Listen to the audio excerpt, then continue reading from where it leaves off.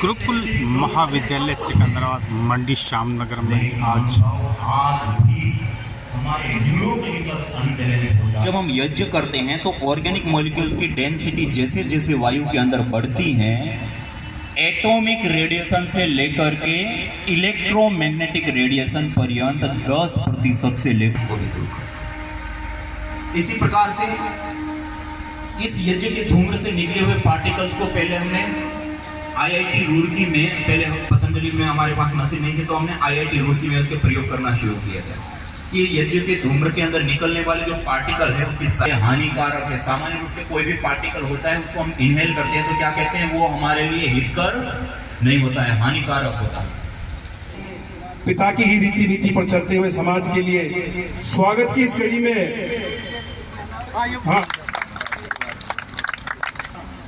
महाशय बच्चू जी का background music दिया है।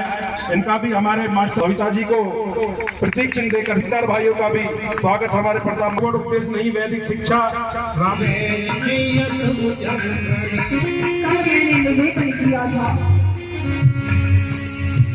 महर्षि मनु ने लिखा है, सुख के साधन सभी पे भले, जी रहा था मन चैन से, सुख के साधन सभी पे भले, जी रहा था मन चैन से, सुख के साधन सभी पे भले, वक्त का जब थपेड़ा लगा, दूर पाए ये सारे खड़े, वक्त का जब थपेड़ा लगा, दूर पाए थे सारे खड़े, वक्त का जब थपेड़ा लगा, दूर पाए ये सारे खड़े। एक कमाई में से इस विद्यालय के उद्धार के लिए दान दिया है। मैं व्यक्तिगत रूप से भी और विद्यालय परिवार की तरफ से उनका पुनः धन्यवाद करता हूं और मुझे आशा है कि इसी तरीके से पूरा स्नेह प्यार इस विद्यालय को इस क्षेत्र का मिलता रहेगा। मेरा जितने भी मेरे रिसीवर बैठे हुए हैं और मैं पूर्व में भी, और जो मेरी सविता बहन जी हैं, मैं चाहूँगा कि ये समागम इसी तरीके से हर वर्ष इस विद्यालय में चलता रहे और आप लोगों का स्नेह मिलता रहे। और मैं व्यक्तिगत रूप से भी, जैसा आप चाहेंगे, हमेशा आज समाज के लिए, विद्यालय के लिए, सामाजिक कार्य के लिए तैयार हूँ। और मेरा सभी से निवेदन है कि आप सब प्रसाद ग्रहण करके जाएंगे, उसके बाद ही।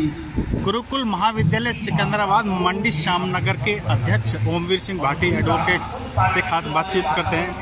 भाटी जी, आज 126वां वार्षिकोत्सव मनाया गया है और राम कथा का कार्यक्रम चल रहा है, तो इसमें क्या खास प्रोग्राम हुए, कहाँ से भजन उपदेशक आए और फिर प्रमुख कार्यक्रम क्या रहा? महाविद्यालय की स्थापना को 126 वर्ष हो चुके हैं और पूर्व में ये जिला बुलंदशहर में था, आज गौतम बुद्ध नगर में है। गौतम बुद्ध नगर का ये प्रथम संस्कृत का महाविद्यालय है।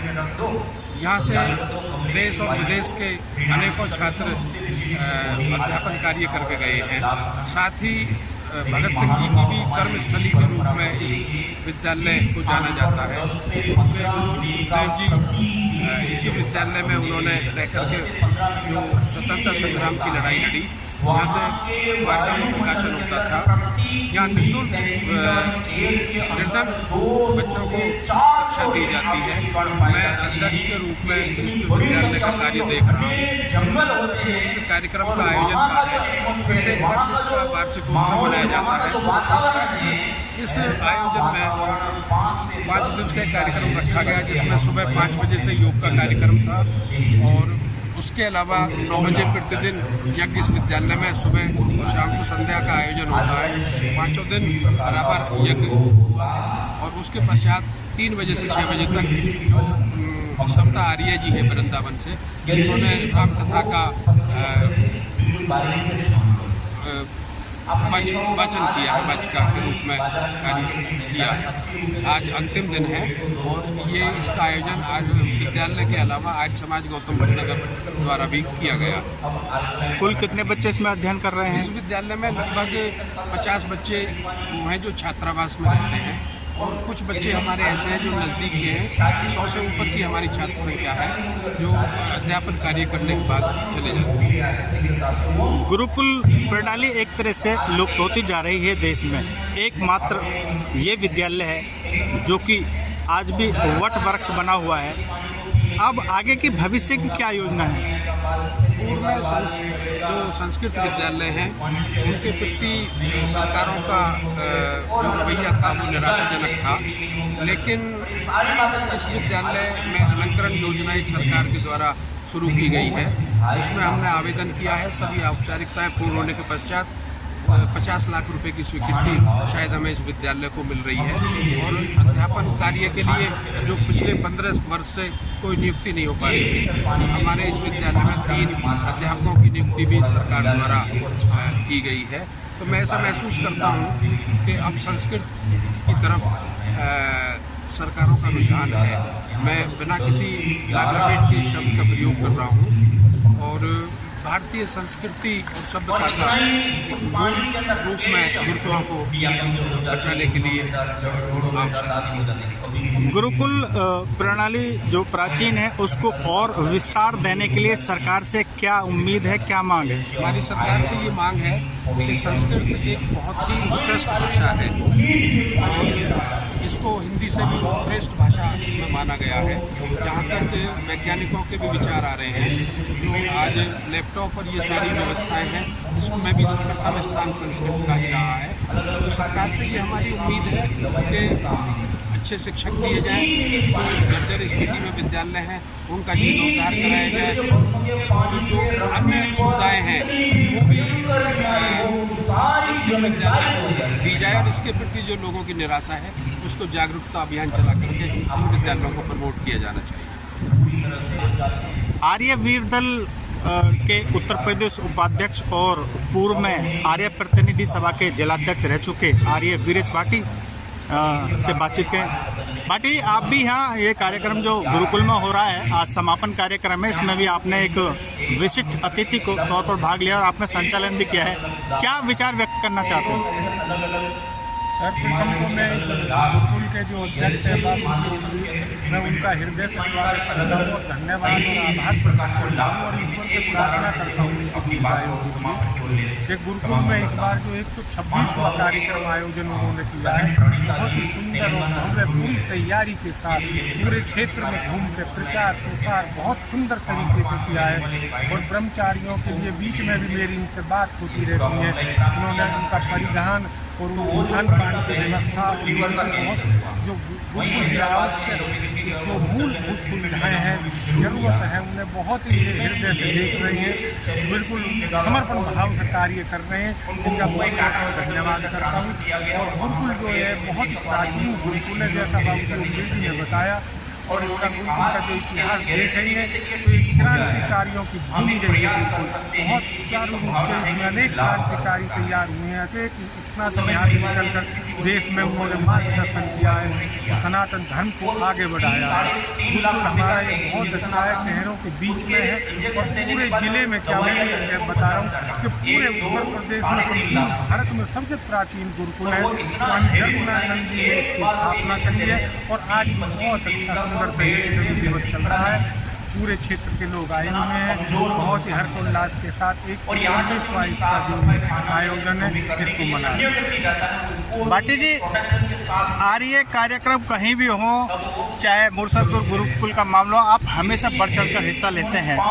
आर्य विचारधारा को और आगे बढ़ाने के लिए क्या कुछ किया जाना चाहिए? आर्य विचारधारा में मुझे मार्गदर्शन है, बाबू जी अभिभावक है मेरे, ऐसे लोगों का मुझे मार्गदर्शन है, आशीर्वाद है और प्रेरणा मिलती है आर्य समाज के कार्यक्रमों में आने की जाने की। मेरा तो सौभाग्य है ऐसे परिवार में जन्म लेना, आर्य परिवार में, और इन्हीं के प्रेरणा से देव मुनि जी हैं, बाबूजी जी हैं और हमारे बाबूजी इंद्रवीर जी हैं, सभी पारिवारिक सदस्य हैं, स्वामी करमवीर जी हैं, स्वामी यज्ञदेव जी हैं, प्राणदेव जी हैं, साधु संन्यासियों से प्रेरणा मिलती है कार्यक्रमों में आने की, जाने की, आयोजनों में जाते हैं परिवार के साथ। तो बच्चों में भी जो है सनातन धर्म की और अच्छे आचरण की जो व्यवस्था है, कार्य शैली है, आचरण अच्छा बना रहता है।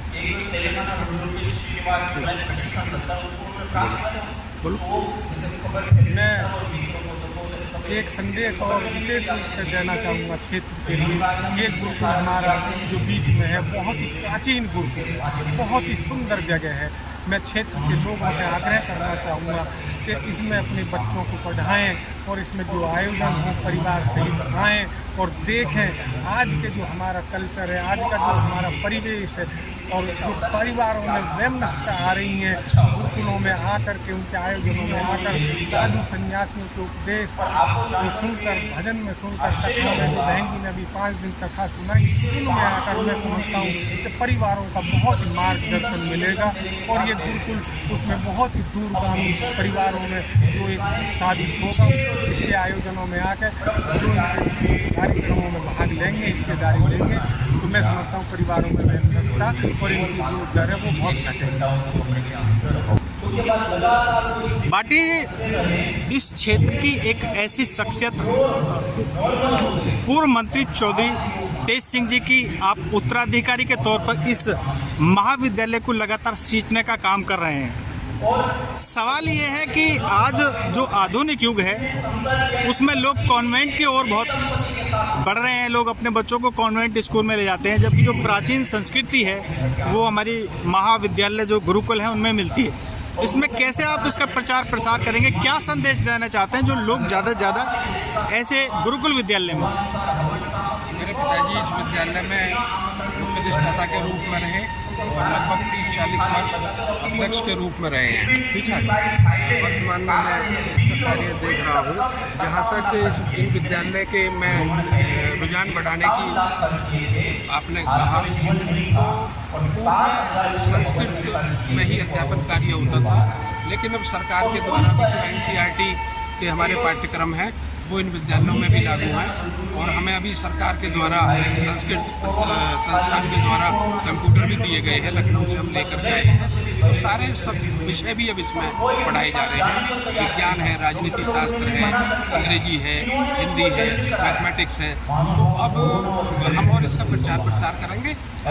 कॉन्वेंट स्कूल से ये विद्यालय भी कम नहीं है, सारे विषयों का ज्ञान इसमें दिया है। शुल्क की बात करें तो शुल्क का क्या है इसमें? शुल्क इसमें जो हम अन्न किसान के यहाँ फसल होती है तो उससे गेहूँ ले लेते हैं और बाकी जैसे दानदाता लोग हैं उनसे हम दान लेकर के इस विद्यालय का संचालन करते हैं। मेरे बराबर में वीरेश जी खड़े हैं। मैंने सर्दी में इनसे निवेदन किया, इन्होंने बच्चों को गर्म ट्रैक सूट भिजवा दिए। तो इस तरीके से सामाजिक व्यवस्था से इस विद्यालय का संचालन